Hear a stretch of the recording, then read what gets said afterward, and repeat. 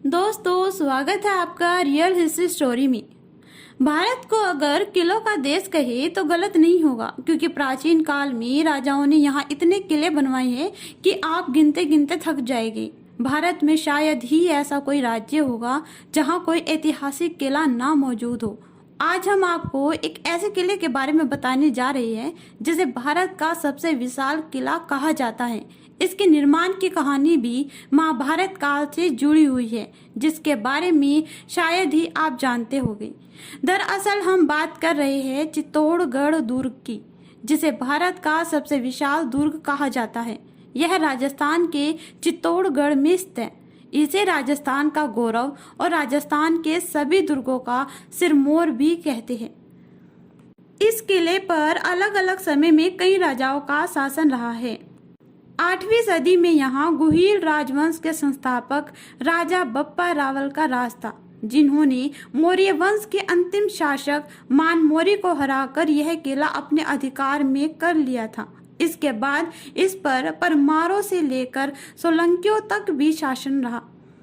इस पर कई विदेशी आक्रमण भी हुए, जिनकी कहानियां इतिहास में अमर हैं।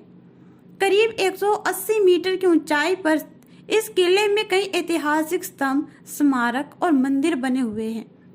विजय स्तंभ के अलावा यहाँ 75 फीट ऊंचा एक जैन कीर्ति स्तंभ भी है, जिसे 14वीं शताब्दी में बनवाया गया था।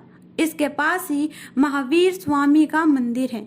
उससे थोड़ा आगे नीलकंठ महादेव का मंदिर है, जिसके बारे में कहा जाता है कि महादेव की इस विशाल मूर्ति को भीम अपने बाजुओं से बांधे रखते थे।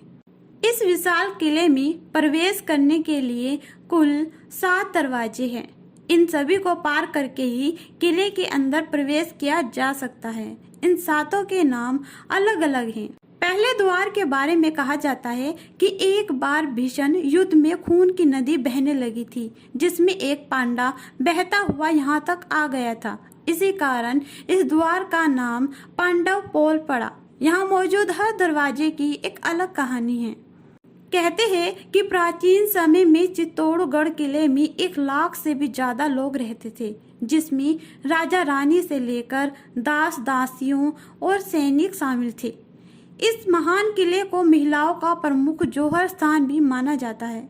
यहाँ पहला जौहर 13वीं सदी में राजा रतन सिंह के शासनकाल में अलाउद्दीन खिलजी के आक्रमण के समय रानी पद्मावती के नेतृत्व में हुआ था। इसके अलावा 16वीं सदी में यहाँ रानी कर्णावती ने 13,000 दासियों के साथ जौहर किया था।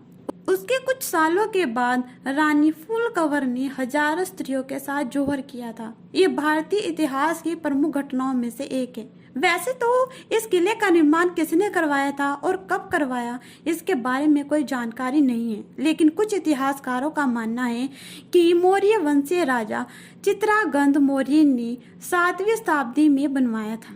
इसके निर्माण को लेकर एक कहानी ये भी है कि इसे महाभारत काल में बनवाया गया था।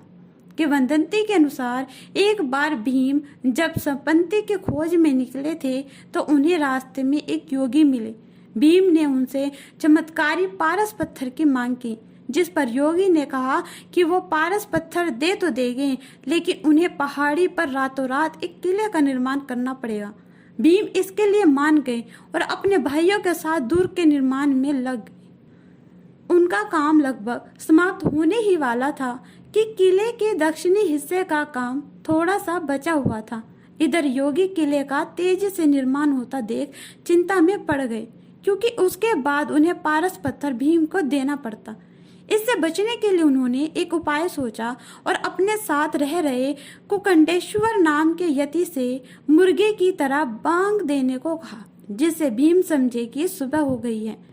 कुकडेश्वर ने भी ऐसा ही किया।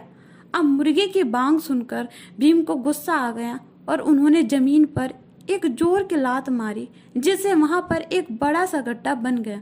इस गड्ढे को आज लोग लत लाताब के नाम से जानते हैं। तो दोस्तों, ये थी चित्तौड़गढ़ किले की अनसुनी कहानी। इस तरह की ऐतिहासिक कहानी के लिए हमारे चैनल को सब्सक्राइब करें, ताकि आपको एक नई वीडियो का नोटिफिकेशन मिलता रहे। तब तक देखते रहिए real history story of Chittorgarh fort.